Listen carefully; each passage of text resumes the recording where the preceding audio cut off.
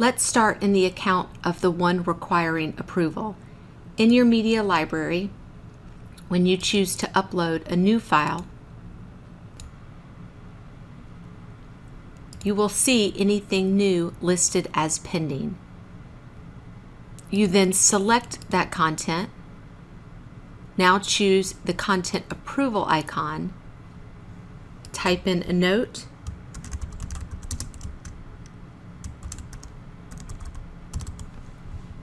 and send your request. Now let's move to that of the content approver. In the media library, you will see those pending items. You can select a single item and quickly approve, or you can view all things waiting for approval in the content approval icon. Select the link to see multiple items, and select one, multiple, or all items. Put in a note and approve.